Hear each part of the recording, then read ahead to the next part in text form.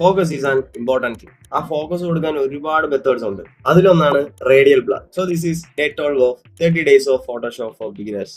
Let's go. ഈ ഒരു ഇമേജിലാണ് നമ്മൾ റേഡിയൽ ബ്ലർ ആഡ് ചെയ്യാൻ പോകുന്നത്. ഇമേജിന്റെ ഒരു ഡ്യൂപ്ലിക്കേറ്റ് ലെയർ എടുക്കുക, Ctrl+J.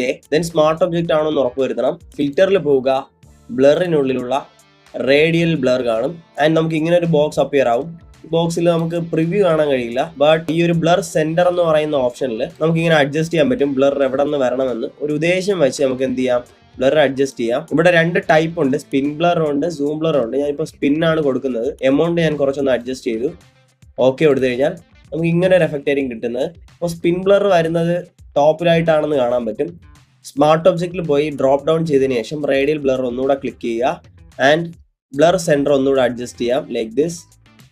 ഓക്കെ, ഇനി ചെയ്യേണ്ടത് ലെയർ മാസ്ക് അപ്ലൈ ചെയ്യുക. ബ്ലാക്ക് കളറാണോ നോക്കണം. നമുക്ക് ആവശ്യമുള്ള ഏരിയ ജസ്റ്റ് ഒന്ന് എറൈസ് ചെയ്ത് കൊടുക്കുക.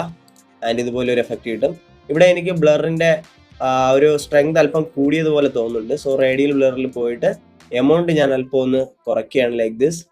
ഓക്കെ, യെസ്, ഇതുപോലെ ഒരു എഫക്റ്റ് കിട്ടും. ഇപ്പം ഞാൻ ചെയ്തത് സ്പിൻ ബ്ലർ ആണ്. ഒന്നുകൂടി റേഡിയൽ ബ്ലറിൽ ഡബിൾ ക്ലിക്ക് ചെയ്യുന്നു. സ്പിൻ മാറ്റിയിട്ട് സൂം ആണ് ഞാൻ ബ്ലർ മെത്തേഡ് സെലക്ട് ചെയ്യുന്നത്.